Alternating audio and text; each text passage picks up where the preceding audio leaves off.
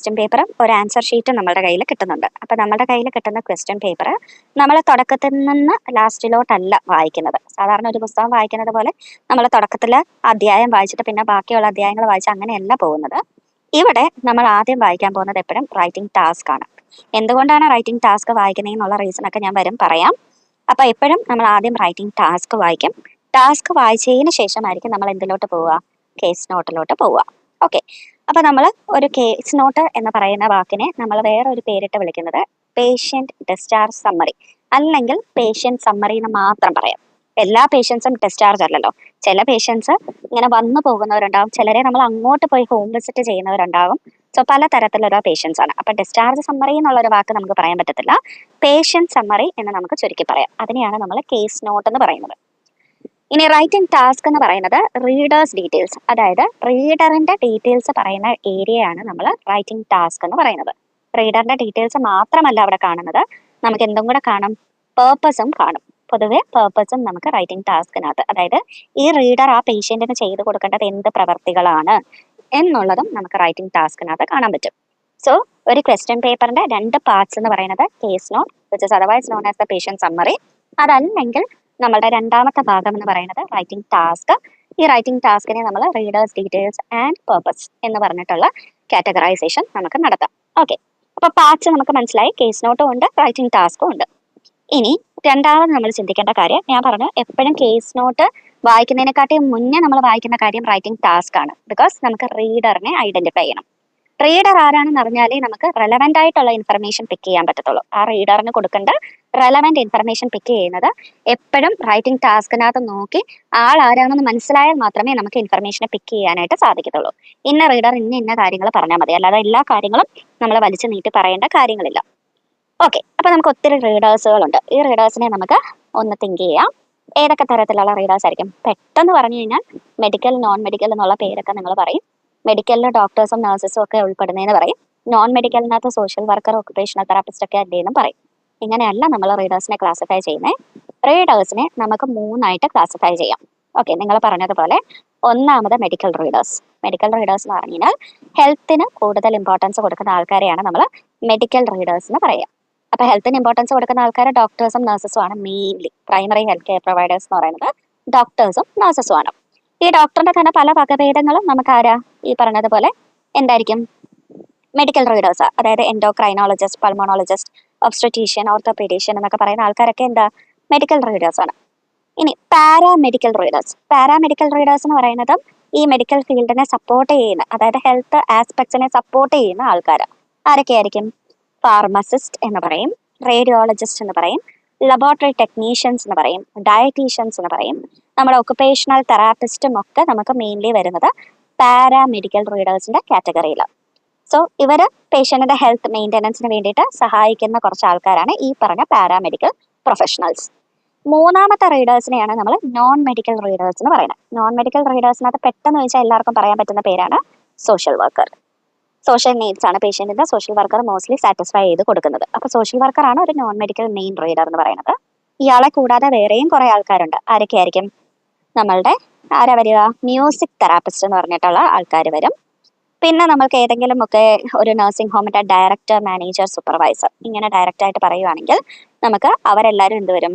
ഈ non medical readers ആയിട്ട് വരും. പക്ഷെ ആ ഡയറക്ടർ, മാനേജർ, സൂപ്പർവൈസറിന്റെ കൂട്ടത്തിൽ nursing director, nursing manager, nursing supervisor ഇങ്ങനെ പറയുവാണെങ്കിൽ ഇവരെന്തിലും വരും? ഇവർ മെഡിക്കൽ റീഡേഴ്സിലോട്ട് വരും. അങ്ങനെ ഒന്നും പറയാതെ പ്ലെയിൻ ആയിട്ട് ഡയറക്ടർ, മാനേജർ, സൂപ്പർവൈസർ എന്ന് പറയുമ്പോഴാണ് നമ്മൾക്ക് എന്തായിട്ട് വരിക? നോൺ മെഡിക്കൽ റീഡേഴ്സ് ആയിട്ട് വരിക. ഇനി എന്തെങ്കിലുമൊക്കെ ഒരു സപ്പോർട്ട് ഗ്രൂപ്പുകളുടെ head, write a letter to the head of the diabetic support group, head of the smoking cessation group. ഈ വർഷം മാർച്ചിൽ ചോദിച്ച ക്വസ്റ്റ്യൻ. സ്മോക്കിംഗ് സെസേഷൻ ഗ്രൂപ്പിന് head of the smoking cessation ഗ്രൂപ്പിനാണ് ലെറ്റർ എഴുതാൻ പറഞ്ഞത്. സോ അതാരായിരിക്കും? മോസ്റ്റ്ലി നോൺ മെഡിക്കൽ പ്രൊഫഷണൽ ആയിരിക്കും ഈ ഹെഡ് ഓഫ് ദി ഗ്രൂപ്പ്സ് എന്നൊക്കെ പറയുന്ന ആൾക്കാരുകളൊക്കെ. ഓക്കെ, അപ്പൊ എന്തെങ്കിലും ഒരു മെഡിക്കൽ വേർഡ് ഇട്ടിട്ടാണ് ഈ ഹെഡ്, ഡയറക്ടർ എന്നൊക്കെ ഉള്ള വാക്കുകൾ യൂസ് ചെയ്യുന്നെങ്കിൽ അത് മെഡിക്കൽ റീഡേഴ്സ്. ഒന്നുമില്ലാതെ പ്ലെയിൻ ആയിട്ട് ഡയറക്ടർ, മാനേജർ, സൂപ്പർവൈസർ, ഹെഡ് എന്നൊക്കെ പറയുകയാണെങ്കിൽ അത് നോൺ മെഡിക്കൽ റീഡേഴ്സ് ആണെന്നുള്ളൊരു ബേസിക് ഐഡിയ മതി. ഇനി എനിക്ക് പറയാനുള്ളത് ഇതൊക്കെ ബേസിക് ഇൻഫർമേഷൻസ് ആണ്. ഇവരെ കൂടാതെ ഒത്തിരി തരത്തിലുള്ള റീഡേഴ്സും ലെറ്റേഴ്സും ഒക്കെ നമുക്കുണ്ട്. എന്നിരുന്നാലും ഞാൻ ഒന്ന് രണ്ട് ആൾക്കാരുടെ പേരും കൂടെ നിങ്ങൾക്കൊന്ന് ജസ്റ്റ് പറയാം. ഡിപ്പാർട്ട്മെന്റ് ഓഫ് വെറ്ററൻസ് അഫയേഴ്സ് എന്ന് പറയുന്ന ഒരു കൂട്ടരുണ്ട്. വെറ്ററൻസ് അഫയേഴ്സ് എന്ന് പറഞ്ഞു കഴിഞ്ഞാൽ ആംഡ് ഫോഴ്സസിൽ നിന്ന് റിട്ടയർ ആയിട്ടുള്ള ആൾക്കാരെയാണ് നമ്മൾ പൊതുവെ വെറ്ററൻസ് എന്ന് പറയുക. അപ്പൊ ആംഡ് ഫോഴ്സസിൽ നിന്ന് റിട്ടയർ ആയിട്ടുള്ള ആൾക്കാർക്ക് സഹായം ചെയ്തു കൊടുക്കുന്ന ഡിപ്പാർട്ട്മെന്റുമാണ് ഡിപ്പാർട്ട്മെന്റ് ഓഫ് വെറ്ററൻസ് അഫയേഴ്സ്. അപ്പൊ write a letter to department of veterans affairs എന്ന് പറഞ്ഞു കഴിഞ്ഞാൽ it's a non medical letter. Okay. പിന്നെ department of pension affairs, word itself clear ആണ്, ഒരു പെൻഷന്റെ കാര്യങ്ങളാണ് മെയിൻലി ഡീൽ ചെയ്യുക. അപ്പൊ ഡിപ്പാർട്ട്മെന്റ് ഓഫ് പെൻഷൻ അഫയേഴ്സ് എന്ന് പറയുന്നതും ഒരു kind of non medical letter ആണ്. ഇനി write a letter to the refugee shelter എന്നൊക്കെയാണ് പറയുന്നതെങ്കിൽ അത് ബേസിക്കലി നോൺ മെഡിക്കൽ ലെറ്റർ. പക്ഷേ write a letter to senior nurse of refugee shelter എന്ന് പറയുവാണെങ്കിലോ അത് മെഡിക്കൽ ലെറ്റർ ആയിരിക്കും. ഇനി ഇവിടെ എനിക്ക് പറയാനുള്ള കാര്യം, നിങ്ങൾക്ക് പ്രാക്ടീസ് മെറ്റീരിയൽസിനകത്താണ് പൊതുവെ ഈ ഡിപ്പാർട്ട്മെന്റ്സിന് ലെറ്റർ എഴുതുന്ന പറഞ്ഞ് ഡയറക്ട്ലി നിങ്ങളോട് പറയുന്നത്. നമ്മളുടെ ഇപ്പോഴത്തെ OET കേസ് നോട്ട്സിനകത്ത് കഴിഞ്ഞ ഒരു 2-3 വർഷമായിട്ട് എല്ലാ റീഡേഴ്സിന്റെയും പേര് അവർ തരാറുണ്ട്. പ്രാക്ടീസ് മെറ്റീരിയൽസ് അല്ല എല്ലാ റീഡേഴ്സിനും പേരുണ്ടാവില്ല. അത് നേരത്തെ അങ്ങനെയായിരുന്നു, പേരില്ലാതെയൊക്കെ നമുക്ക് ക്വസ്റ്റ്യൻ ഒക്കെ ചോദിക്കുമായിരുന്നു. പക്ഷേ ഇപ്പം ഒരു 95% ഓഫ് കേസ് നോട്ട്സിനകത്തും റീഡറിന്റെ പേര് അവർ തരാറുണ്ട്. ഇനി ഒരു 5% ഓഫ് കേസ് നോട്ട്സ് പെൻഡിങ് ഇല്ലേ, ആ പെൻഡിങ് ഉള്ള 5% കേസ് നോട്ട്സിനകത്തും റീഡറിന്റെ പൊസിഷൻ അവർ തരാറുണ്ട്. ഇത് രണ്ടും തരാത്ത ലെറ്റേഴ്സ് ഇപ്പൊ അപൂർവമാണ്, പണ്ട് മാത്രമേ ചോദിച്ചിട്ടുള്ളൂ. അതായത് ഞാനിപ്പോൾ പറഞ്ഞതുപോലെ department of pension affairs, department of veterans അഫയേഴ്സിനൊക്കെ ലെറ്റർ എഴുതുന്ന പറയുന്നത് ഏകദേശം 2009-ലും 2011-ലും ഒക്കെ ചോദിച്ച ക്വസ്റ്റ്യൻസിന്റെ മോഡലാണ്. ഇപ്പൊ അങ്ങനെ പ്ലെയിൻ ആയിട്ട് write a letter to department of ഇന്ന സ്ഥലം എന്ന് പറഞ്ഞിട്ട് അങ്ങനെ ചോദിക്കാറില്ല. ഏത് നെയിം അല്ലെങ്കിൽ നമുക്ക് എന്തുണ്ടാകും, പൊസിഷൻ അവിടെ തന്നിട്ടുണ്ടാവും. ഓക്കെ. അപ്പൊ അത്രയൊക്കെ കാര്യങ്ങൾ നിങ്ങൾ റീഡേഴ്സിന്റെ പാട്ടിൽ മനസ്സിലാക്കി. ഇപ്പൊ മെഡിക്കൽ ആൾക്കാരുണ്ട്, നോൺ മെഡിക്കൽ ആൾക്കാരുണ്ട്, പിന്നെ ആരുണ്ട്, പാരാമെഡിക്കൽ ആൾക്കാരും ഉണ്ട്. ഇത്രയും കാര്യങ്ങൾ നമ്മൾ കഴിഞ്ഞു. ഇനി നമ്മൾ എൻ്റർ ചെയ്യാൻ പോകുന്ന ടോപ്പിക്കിന്റെ പേരാണ് types of letters. Types of letters എന്ന് പറഞ്ഞു കഴിഞ്ഞാൽ നമുക്ക് OET 3 ടൈപ്പ് ഓഫ് ലെറ്റേഴ്സ് പറഞ്ഞിട്ടുണ്ട്. ഏതാ ബേസിക് ആയിട്ടുള്ള 3 ടൈപ്പ് ഓഫ് ലെറ്റേഴ്സ്? എല്ലാവർക്കും അറിയാവുന്ന കാര്യമാണ് referral letter, transfer letter, discharge letter. കൂടുതലൊന്നും പറഞ്ഞു തരണ്ട മാം, ഇത് ഞങ്ങൾക്ക് ക്ലിയർ ആയിട്ട് അറിയാവുന്ന കാര്യമാണെന്ന് നിങ്ങൾക്ക് മനസ്സിലൊരു ധരിക്കലുണ്ടാവും. അങ്ങനെ ധരിക്കണ്ട, ഇതിനകത്ത് എന്തെങ്കിലുമൊക്കെ ഒരു ഇൻഫർമേഷൻ നിങ്ങൾക്ക് പുതിയത് കിട്ടാതിരിക്കത്തില്ല കേട്ടോ. അപ്പൊ ഞാൻ അതൊന്ന് ജസ്റ്റ് പറയാം. റെഫറൽ ലെറ്റേഴ്സ് എന്ന് പറഞ്ഞു കഴിഞ്ഞാൽ basically we are introducing the patient to the reader. അതുകൊണ്ട് തന്നെ most of the referral letters എന്ന് പറയുന്നത് എന്തായിരിക്കും, അൺനോൺ കേസസ് ആയിരിക്കും. Because we are introducing the patient, പരിചയപ്പെടുത്തുകയാണ്. പരിചയപ്പെടുത്തുക ഇൻ ദ സെൻസ് പരിചയം ഇല്ലാത്തവരെ അല്ലേ പരിചയപ്പെടുത്തുന്നത്. അപ്പൊ അത് അൺനോൺ കേസസ് ആയിരിക്കും റെഫറൽ ലെറ്റേഴ്സ് മോസ്റ്റ്ലി. ഞാൻ കംപ്ലീറ്റ്ലി എന്ന് പറയുന്നില്ല, മോസ്റ്റ്ലി, കാരണം അതിന് എക്സെപ്ഷൻസ് ഉണ്ട്. അത് നിങ്ങൾക്ക് വരും ദിവസങ്ങളിലുള്ള കേസ് നോട്ട്സ് എക്സ്പ്ലനേഷൻ ഒക്കെ വരുമ്പോഴത്തേക്ക് ഞാൻ കാണിച്ചു തരാം. ഓക്കെ. അപ്പൊ referral letters mostly we are introducing the patient to the reader, so they are unknown cases. ഇതൊരു ഇമ്പോർട്ടന്റ് പോയിന്റ് ആണ്. രണ്ടാമത്തത് എന്തായിരിക്കും, ട്രാൻസ്ഫർ ലെറ്റർ. ഇതിനു മുന്നേ എന്റെ ക്ലാസ് അറ്റൻഡ് ചെയ്തിട്ടുള്ളവർക്കറിയാം, നമ്മൾ ട്രാൻസ്ഫർ ലെറ്റർ എന്ന് പറഞ്ഞാൽ അതേ പേഷ്യന്റിനെ ഇവിടുന്ന് അവിടെ വിടുന്നു എന്ന് പറയുന്നതിനെയാണ് നമ്മൾ ട്രാൻസ്ഫർ എന്ന് വിചാരിക്കരുത്. അത് ഒരു പാർട്ട് മാത്രമാണ്. ട്രാൻസ്ഫർ ലെറ്റേഴ്സ് എന്ന് പറഞ്ഞു കഴിഞ്ഞാൽ 2 തരമുണ്ട്. ഒന്ന് നമ്മൾ പഠിച്ചു വെച്ചേക്കുന്ന ട്രാൻസ്ഫർ ഓഫ് ലൊക്കേഷനും, രണ്ടാമത് നമ്മൾ ന്യൂ ആയിട്ട് പഠിക്കുന്ന ട്രാൻസ്ഫർ ഓഫ് കെയറും. അപ്പൊ ഞാൻ അതിലേക്ക് പോകാം. കുറച്ച് ഡീറ്റെയിൽഡ് എക്സ്പ്ലനേഷൻ ആണ്. Transfer of location.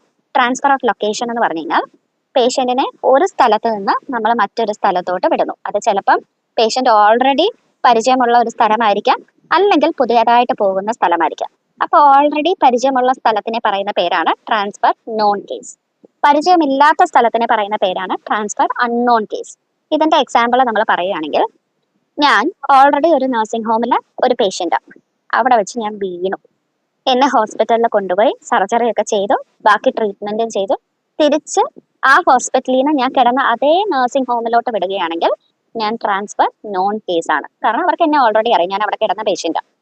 ഇതിനെയാണ് ട്രാൻസ്ഫർ നോൺ കേസ് എന്ന് പറയാം.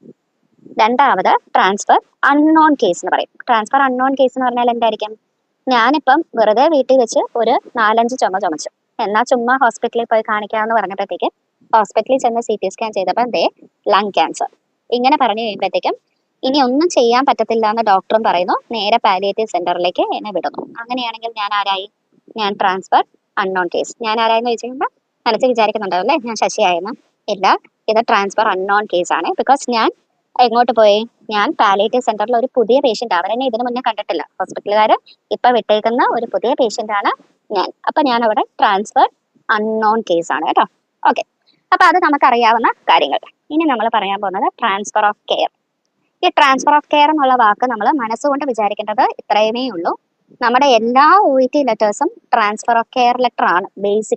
ബേസിക്കലി പറയുകയാണെങ്കിൽ എല്ലാ OET ലെറ്റേഴ്സും ട്രാൻസ്ഫർ ഓഫ് കെയർ ലെറ്റർ ആണ്. അതെന്താ അങ്ങനെ പറയാൻ കാരണം എന്ന് പറഞ്ഞു കഴിഞ്ഞാൽ, നമ്മൾ എഴുതുന്ന നമ്മുടെ റൈറ്റർ ആ റൈറ്റർ ആയിരിക്കുന്ന സ്ഥലത്ത് നിന്ന് പേഷ്യന്റിന് കുറെ കെയർ കൊടുത്തിട്ട് ഇനി പുതിയ സ്ഥലത്തോട്ട് വിടുമ്പോൾ അവിടെയും കെയർ കൊടുക്കണം എന്ന് ആവശ്യപ്പെടുന്ന ലെറ്റേഴ്സ് ആണല്ലോ മിക്കവാറും ഉള്ള മെജോറിറ്റി OET ലെറ്റേഴ്സ്.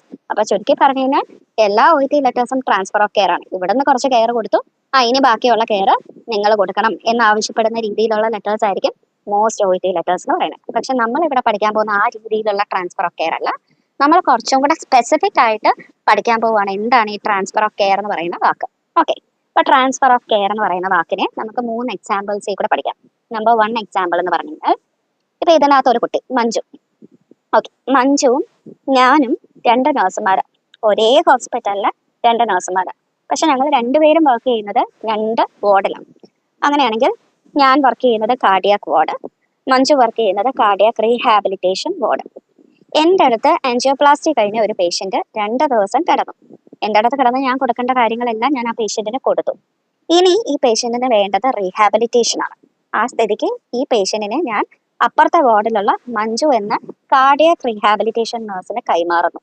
ഇതിനെ പറയുന്ന പേരാണ് ട്രാൻസ്ഫർ ഓഫ് കെയർ. അതായത് ഒരേ ഫെസിലിറ്റിയുടെ അണ്ടറിൽ 2 ഡിപ്പാർട്ട്മെന്റുകാര് പേഷ്യന്റിനെ കൈമാറി എടുക്കുന്നതിനെ പറയുന്ന പേരാണ് ട്രാൻസ്ഫർ ഓഫ് കെയർ. ഒരു എക്സാമ്പിൾ, ഒരെണ്ണമേ കഴിഞ്ഞുള്ളൂ, ഒരു എക്സാമ്പിൾ. ഇനി രണ്ടാമത്തെ എക്സാമ്പിൾ, ട്രാൻസ്ഫർ ഓഫ് കെയറിന്റെ രണ്ടാമത്തെ എക്സാമ്പിൾ എന്ന് പറഞ്ഞു കഴിഞ്ഞാൽ ഞാനിപ്പം എറണാകുളത്തെ ഒരു കമ്മ്യൂണിറ്റി ഹെൽത്ത് നഴ്സ്, മഞ്ജു ഇപ്പം ട്രിവാൻഡ്രത്തിലെ ഒരു കമ്മ്യൂണിറ്റി ഹെൽത്ത് നഴ്സ്. ഓക്കെ, എൻ്റെ ഇവിടെ ഉള്ള പേഷ്യന്റ് കേട്ടു മഞ്ജു വർക്ക് ചെയ്യുന്ന കമ്മ്യൂണിറ്റി ഹെൽത്ത് സെന്ററിന്റെ അടുത്തായിട്ട് നല്ല ഒരു പാർക്കിൻസോണിസം ട്രീറ്റ് ചെയ്യുന്ന ഡോക്ടർ ഉണ്ടെന്ന്. ഈ പേഷ്യന്റിനാണെങ്കിൽ അവിടെ ഒരു വീടുണ്ട്, അല്ലെങ്കിൽ അവിടെ എന്തെങ്കിലും ബന്ധുക്കാരുണ്ട്. അപ്പൊ പേഷ്യന്റ് പ്ലാൻ ചെയ്യാണ്, ഇവിടെ നിന്നിട്ട് വലിയ കാര്യമൊന്നുമില്ല, ഇവിടെ നല്ല ട്രീറ്റ്മെന്റ് ഒന്നും കിട്ടുന്നില്ല, ട്രിവാൻഡ്രത്ത് പോയി ട്രീറ്റ്മെന്റ് ഇനി കണ്ടിന്യൂസ്ലി എടുക്കാമെന്ന് പറഞ്ഞ് ഇവിടുത്തെ കെയർ അവസാനിപ്പിച്ച് അവിടോട്ട് താമസം മാറാൻ പോവുക. അപ്പൊ 10-15 വർഷം നമ്മളുടെ കെയറിലായിരുന്നല്ലോ കമ്മ്യൂണിറ്റി ഹെൽത്ത് സെന്ററിൽ, അവിടുത്തെ കമ്മ്യൂണിറ്റി ഹെൽത്ത് നഴ്സായ എൻ്റെ കെയറിലായിരുന്നു ഈ പേഷ്യന്റ്. എന്നിട്ട് നമ്മള് അവിടുത്തെ കമ്മ്യൂണിറ്റി ഹെൽത്ത് സെന്ററിലെ നഴ്സായ മഞ്ജുവിന് ലെറ്റർ എഴുതുകയാണ്, എൻ്റെ പേഷ്യന്റ് ആയിരുന്നു 10-15 വർഷമായിട്ട് ഈ പേഷ്യന്റ്, ഇന്ന അസുഖങ്ങൾ ഇന്ന മാനേജ്മെന്റുമാണ് ഞങ്ങൾ ചെയ്തുകൊണ്ടിരുന്നത്. ഇപ്പൊ ഈ പേഷ്യന്റിന് ഒരു മോഹം, നിങ്ങളുടെ സ്ഥലത്തോട്ട് വന്ന് താമസം മാറി അവിടെ ഇന്ന ട്രീറ്റ്മെന്റിന് കെയർ വേണം എന്നുള്ളൊരു മോഹം. അങ്ങനെ ആയത് കാരണം ഈ പേഷ്യന്റ് അങ്ങോട്ട് വന്ന് താമസം മാറുക കേട്ടോ. അപ്പൊ തുടർന്നുകൊണ്ട് ഞാൻ ഇവിടെ കൊടുത്തുകൊണ്ടിരുന്ന അതേ മാനേജ്മെന്റ് ഒക്കെ തന്നെ നിങ്ങൾ ആ പേഷ്യന്റിന് കൊടുക്കണം. ഒപ്പം ആ പേഷ്യന്റിന്റെ താല്പര്യങ്ങൾ നിങ്ങൾ അറേഞ്ച് ചെയ്ത് കൊടുക്കുകയും വേണം. ഇതിനെയാണ് നമ്മൾ എന്ത് പറയുക, ട്രാൻസ്ഫർ ഓഫ് കെയറിന്റെ സെക്കൻഡ് എക്സാമ്പിൾ. ചുരുക്കി പറഞ്ഞു കഴിഞ്ഞാൽ സ്ഥലങ്ങൾ മാറി പക്ഷെ സെയിം ലെവൽ ഓഫ് കെയർ ആയിരിക്കും. ഇവിടെ കമ്മ്യൂണിറ്റി ഹെൽത്ത് നഴ്സായ ഞാൻ കൊടുത്തുകൊണ്ടിരുന്ന അതേ കെയർ വേണം അവിടുത്തെ കമ്മ്യൂണിറ്റി ഹെൽത്ത് നഴ്സായ മഞ്ജുവും കണ്ടിന്യൂ ചെയ്യാൻ, പ്ലസ് പേഷ്യന്റിന്റെ ഇൻട്രസ്റ്റ് അനുസരിച്ചിട്ടുള്ള ബാക്കിയുള്ള കാര്യങ്ങൾ അറേഞ്ച് ചെയ്ത് കൊടുക്കുകയും വേണം. അത് ഒരു രണ്ടാമത്തെ എക്സാമ്പിൾ. മനസ്സിലാവാത്തവർ വീണ്ടും ഓഡിയോ ഇട്ട് കേൾക്കുമ്പോഴത്തേക്കും നിങ്ങൾക്ക് കുറച്ചുകൂടെ ക്ലാരിറ്റി കിട്ടും കേട്ടോ. 2 തവണ ഓഡിയോ ഇട്ട് കേട്ടാൽ മതി. ചിലർക്ക് ഫസ്റ്റ് തവണ തന്നെ കാര്യം മനസ്സിലാവും, ചിലർക്ക് വീണ്ടും ഈ ഓഡിയോ ഒന്നും കൂടെ കുറച്ചുകൂടെ മുന്നോട്ടാക്കിയിട്ട് കേട്ടാൽ മതി. അപ്പൊ ഐഡിയ കിട്ടിക്കോളും എന്താ ഞാൻ ഈ പറഞ്ഞത്. ഇത് രണ്ടാമത്തെ എക്സാമ്പിളാണ് ഞാൻ ഈ പറഞ്ഞത്. ഇനി മൂന്നാമത്തെ ഒരു എക്സാമ്പിൾ, എൻ്റെ നഴ്സിംഗ് ഹോമിൽ ഒരു പേഷ്യന്റ് ഉണ്ടായിരുന്നു. പേഷ്യന്റിന്റെ പേര് ഹാരി. പേഷ്യന്റിന് ബന്ധക്കാരൊന്നും ഇവിടെ ഇല്ല. പക്ഷെ പേഷ്യന്റിന് ആകെയുള്ള ഒരു കസിൻ ഏകദേശം 50 കിലോമീറ്റർ അപ്പുറമുള്ള ഒരു നഴ്സിംഗ് ഹോമിന്റെ അടുത്തായിട്ട് താമസിക്കുന്നുണ്ട്. ആ നഴ്സിംഗ് ഹോമിന്റെ അടുത്തായിട്ട് താമസിക്കുന്ന ആ കസിൻ അവിടുത്തെ നഴ്സിംഗ് ഹോമിലോട്ട് പേഷ്യന്റിനെ ട്രാൻസ്ഫർ ചെയ്യുകയാണെങ്കിൽ ഇടയ്ക്കിടയ്ക്ക് വന്ന് കണ്ടോളാമെന്നും പറയും. അപ്പം നമ്മുടെ അടുത്ത് കിടക്കുമല്ലേ പേഷ്യന്റ്, അപ്പൊ ഇവിടെ നഴ്സിംഗ് ഹോം, അവിടെയും നഴ്സിംഗ് ഹോം. ഇപ്പൊ പേഷ്യന്റിനെ നമ്മൾ അങ്ങോട്ട് ഷിഫ്റ്റ് ചെയ്യുകയാണ്, ഈ നഴ്സിംഗ് ഹോമിൽ നിന്ന് അവിടുത്തെ നഴ്സിംഗ് ഹോം. ഇവിടെയും എന്ത് ചേഞ്ച് ആവുന്നില്ല, ഫെസിലിറ്റികൾ ചേഞ്ച് ആവുന്നില്ല, പേഷ്യന്റ് മാത്രം അങ്ങോട്ടും ഇങ്ങോട്ടും പൊക്കോണ്ടിരിക്കുകയാണ്. മനസ്സിലായോ? അപ്പൊ ഫെസിലിറ്റികൾ ചേഞ്ച് ആവുന്നില്ല, ഒരേ ലെവൽ ഓഫ് കെയർ ആണ് അവിടെ എല്ലാം ട്രാൻസ്ഫർ ആയി മാറുന്നത്. അപ്പൊ അങ്ങനെ വരുന്ന കേസ് നോട്ട്സിനെ നമ്മൾ എന്ത് പറയും, ട്രാൻസ്ഫർ ഓഫ് കെയർ എന്ന് പറയും. ഇവിടുത്തെ നഴ്സിംഗ് ഹോമിൽ നിന്ന് അവിടുത്തെ നഴ്സിംഗ് ഹോമിലോട്ട്, ഇവിടുത്തെ രജിസ്റ്റേർഡ് നഴ്സിൽ നിന്ന് അവിടുത്തെ രജിസ്റ്റേർഡ് നഴ്സിലോട്ട്, ഒരേ ഫെസിലിറ്റിയുടെ അണ്ടറിൽ. അതാണ് തേർഡ് എക്സാമ്പിൾ. ഓക്കെ, അപ്പൊ കസിനെ ഇടയ്ക്കിടയ്ക്ക് വിസിറ്റ് കിട്ടാൻ വേണ്ടിയിട്ട് പേഷ്യന്റ് പുതിയ നഴ്സിംഗ് ഹോമിലോട്ട് ട്രാൻസ്ഫർ ആയി പോകുന്നു. പക്ഷെ ഇവിടെ എന്തായിരുന്നോ പേഷ്യന്റിന്റെ മാനേജ്മെന്റ്, അത് തന്നെയാണ് അവിടെ പേഷ്യന്റിനെ കണ്ടിന്യൂ ചെയ്തു പോകുന്നത്. അതും ഒരു ട്രാൻസ്ഫർ ഓഫ് കെയർ ലെറ്ററിന്റെ എക്സാമ്പിൾ ആണ്. ഓക്കെ, ഇനി നമ്മൾ പഠിക്കാൻ പോകുന്നത് ഡിസ്ചാർജ് ലെറ്റർ. അത്രേ ഉള്ളൂ കേട്ടോ, ട്രാൻസ്ഫർ ലെറ്റേഴ്സ്. അപ്പൊ ട്രാൻസ്ഫർ ഓഫ് ലൊക്കേഷനും പഠിച്ചു, ട്രാൻസ്ഫർ ഓഫ് കെയറും പഠിച്ചു. ഇനി നമ്മൾ പഠിക്കാൻ പോകുന്നത് ഡിസ്ചാർജ് ലെറ്റർ. ഇത് സിമ്പിൾ ആണ്. പേഷ്യന്റിനെ നമ്മൾ ഹോസ്പിറ്റലിൽ നിന്ന് ഡിസ്ചാർജ് ചെയ്ത് വിടുന്നു. ഈ പേഷ്യന്റിനെ ഓൾറെഡി അറിയാവുന്ന ഒരു റീഡറിനാണ് നമ്മൾ ലെറ്റർ എഴുതുന്നതെങ്കിൽ അതിനെ ഡിസ്ചാർജ് നോൺ കേസ് എന്ന് പറയും. For example, patient's GP, patient's community nurse, patient's physiotherapist എന്നൊക്കെ പറയുകയാണെങ്കിൽ അത് ഡിസ്ചാർജ് നോൺ കേസ് എന്ന് പറയും. ഇനി രണ്ടാമത്തത് ഡിസ്ചാർജ് അൺനോൺ കേസ് എന്ന് പറഞ്ഞു കഴിഞ്ഞാൽ ഡിസ്ചാർജ് ചെയ്ത് വിട്ട പേഷ്യന്റിനെ ഈ റീഡർ ആദ്യമായിട്ട് കാണാൻ പോവുകയാണെങ്കിൽ അതിനെ നമ്മൾ ഡിസ്ചാർജ് അൺനോൺ കേസസ് എന്ന് പറയും. ഇത്രയാണ് ഡിസ്ചാർജ് നോൺ കേസും ഡിസ്ചാർജ് അൺനോൺ കേസും. എല്ലാ തരത്തിലുള്ള ലെറ്റേഴ്സും നമുക്ക് ചോദിക്കാറുണ്ട്. ഓക്കെ, ഇത് OET തരുന്ന ക്ലാസിഫിക്കേഷൻ ആണ്. ഇതിൽ നിന്ന് എക്സ്ട്രാ ക്ലാസിഫിക്കേഷൻ ആയിട്ടും കുറച്ചധികം ലെറ്റേഴ്സ് നമുക്ക് മനസ്സിലാക്കേണ്ടതായിട്ടുണ്ട്. ഞാൻ കുറച്ചെണ്ണത്തിന്റെ പേര് ഇവിടെ ലിസ്റ്റ് ചെയ്തിട്ടുണ്ട്. ഒന്നാമത്തെ ലെറ്റേഴ്സ് ഹോം വിസിറ്റ് ലെറ്റേഴ്സ്. നിങ്ങൾ കേട്ടിട്ടുണ്ടാവും. റീഡർ പേഷ്യന്റിന് ഹോം വിസിറ്റ് ചെയ്തുകൊണ്ട് വേണം ഓരോ കെയറും കൊടുക്കാൻ. അതിനെയാണ് നമ്മൾ ഹോം വിസിറ്റ് ലെറ്റേഴ്സ് എന്ന് പറയുന്നത്. രണ്ടാമത്തെ ലെറ്റർ അർജന്റ് ലെറ്റേഴ്സ് എന്ന് പറഞ്ഞു കഴിഞ്ഞാൽ പേഷ്യന്റിന് ഇമ്മീഡിയറ്റ് ആയിട്ട് റീഡറിന്റെ കയ്യിൽ നിന്ന് ഹെൽപ്പ് വേണം, അല്ലെങ്കിൽ എന്തെങ്കിലും ആപത്ത് സംഭവിക്കുന്ന ലെറ്റേഴ്സ് ആണ് ഈ അർജന്റ് ലെറ്റേഴ്സ്. ഇമ്മീഡിയറ്റ് മാനേജ്മെന്റിന് വേണ്ടിയിട്ട് വിടുന്ന ലെറ്റേഴ്സ് ആണ് അർജന്റ് ലെറ്റേഴ്സ്. ഇതിനകത്തൊക്കെ ഒത്തിരി കാര്യങ്ങളുണ്ട്. അത് വരും ദിവസങ്ങളിൽ നമ്മൾ എക്സ്പ്ലനേഷനിൽ ഡിസ്കസ് ചെയ്യുന്നതായിരിക്കും. ഇനി അടുത്തതെന്ന് പറയുന്നത് റിക്വസ്റ്റ് ലെറ്റേഴ്സ്.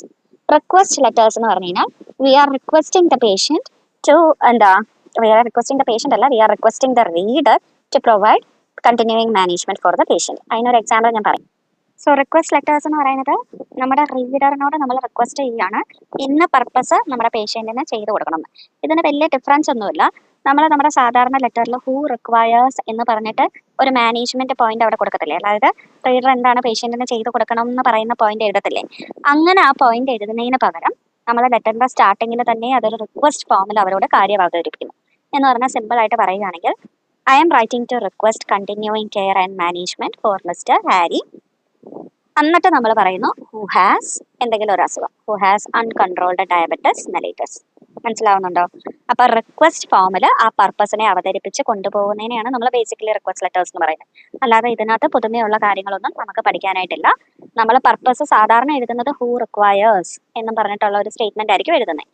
ആ ഹൂ റിക്വയേഴ്സ് എന്നുള്ള സ്റ്റേറ്റ്മെന്റ് എഴുതാത്തവര് ചിലർ എന്ത് പറയും, ഈ റിക്വസ്റ്റ് ഫോമാറ്റിൽ കാര്യങ്ങൾ അവതരിപ്പിക്കും. അതാണ് I am writing to request continuing care and management for mister X who has uncontrolled diabetes mellitus അല്ലെങ്കിൽ ഹു ഹാസ് അൺകൺട്രോൾഡ് ഹൈപ്പർടെൻഷൻ. അതാണ് റിക്വസ്റ്റ് ലെറ്റേഴ്സ്. പിന്നെ സ്പെഷ്യലിസ്റ്റ് ലെറ്റേഴ്സ്. സ്പെഷ്യലിസ്റ്റ് ലെറ്റേഴ്സ് ആണ് ഈ പറഞ്ഞതുപോലെ പൾമോണോളജിസ്റ്റ്, ഓൺകോളജിസ്റ്റ്, ഡയറ്റീഷ്യൻ എന്നൊക്കെ പറഞ്ഞിട്ടുള്ള ആൾക്കാരെയൊക്കെയാണ് നമ്മൾ സ്പെഷ്യലിസ്റ്റുകൾ എന്ന് പറയുന്നത്.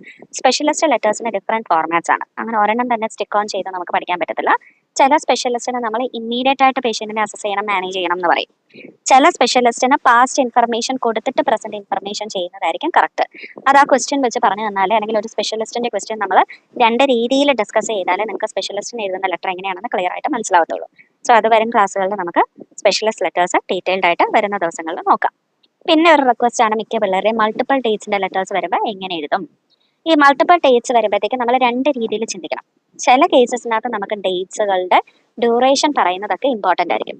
അങ്ങനെയുള്ളിടത്ത് നമ്മൾ എപ്പോഴും ഡേറ്റ് അവതരിപ്പിക്കുന്നതിന് പകരം ആദ്യം ഇനീഷ്യൽ ഡേറ്റ് പറഞ്ഞിട്ട് പിന്നെ ഉള്ളതൊക്കെ ഡ്യൂറേഷൻ രീതിയിൽ പറയും. അതായത് 2 weeks ലേറ്റർ അങ്ങനെയൊക്കെ പറയും. മനസ്സിലായോ? അത് ചില ലെറ്റേഴ്സിനകത്ത് അങ്ങനെ നമുക്ക് പറയേണ്ടതായിട്ട് വരും. അതാണ് മൾട്ടിപ്പിൾ ഡേറ്റ്സ് ലെറ്റേഴ്സിന്റെ ഒരു പ്രത്യേകത.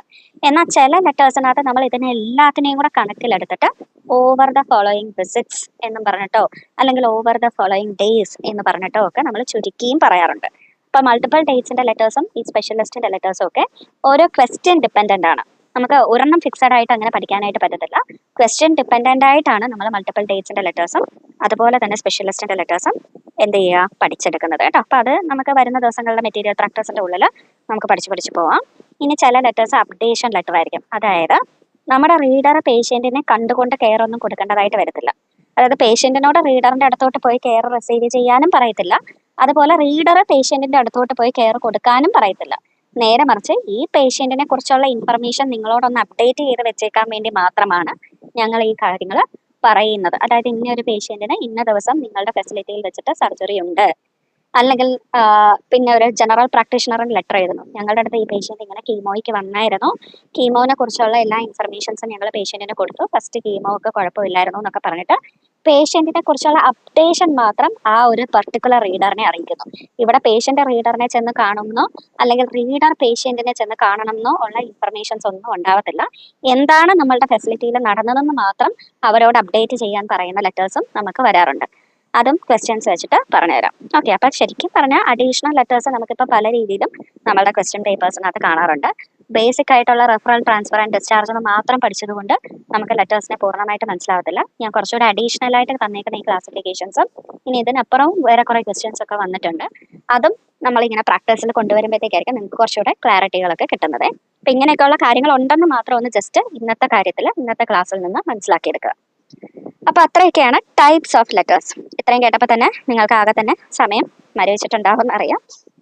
ഓക്കെ, അപ്പോൾ ടൈപ്സ് ഓഫ് ലെറ്റേഴ്സ് കഴിഞ്ഞ് കഴിഞ്ഞാൽ ഇനിയത്തെ നമ്മളുടെ കേസ് എന്ന് പറയുന്നത് നോൺ കേസും അൺനോൺ കേസും. ഇതിൻ്റെ അകത്ത് ആകെ ഒരു കാര്യം മനസ്സിലാക്കുക, റീഡറും പേഷ്യൻറ്റും തമ്മിൽ പരിചയമുള്ളതിനെ നമ്മൾ നോൺ കേസ് എന്ന് പറയും. റീഡറും പേഷ്യൻറ്റും തമ്മിൽ പരിചയമില്ലാത്തതിനെ നമ്മൾ അൺനോൺ കേസ് എന്ന് പറയും. നോൺ കേസസ് കണ്ടുപിടിക്കാനായിട്ട് ഏകദേശം 6 മെത്തേഡ്സ് ഉണ്ട്. ഓക്കെ, അതിൽ 1-2 ഞാനിപ്പോൾ എക്സാമ്പിൾ പറയാം. ഞാൻ നേരത്തെ പറഞ്ഞതുപോലെ write a letter to patient's GP അല്ലെങ്കിൽ ഹിസ് GP. ഇനി വേറെ ഒരു രീതി എന്ന് പറയുന്നത് 2 കൂട്ടരുടെ അഡ്രസ്സ് സിമിലർ ആണെങ്കിൽ, അതായത് പേഷ്യൻറ്റിൻ്റെ അഡ്രസ്സും റീഡറിൻ്റെ അഡ്രസ്സും സിമിലർ ആണെങ്കിൽ അതിനെ നമ്മൾ നോൺ കേസ് എന്ന് പറയും. ഇനിയുണ്ട് ഒരു 3 മെത്തേഡ്സ്, അതും കമ്മിങ് ഡേയ്സിൽ നമുക്ക് മെൻഷൻ ചെയ്ത് പോവാം. ഇനി അടുത്തത് അൺനോൺ കേസ്. അൺനോൺ കേസ് എന്ന് പറഞ്ഞാൽ 2 കൂട്ടർക്കും പരിചയമില്ല, പരസ്പരം ആദ്യമായിട്ട് കാണാൻ പോകുന്ന ആൾക്കാരാണ് ഈ അൺനോൺ കേസ് എന്ന് പറയുന്ന കേസസ്.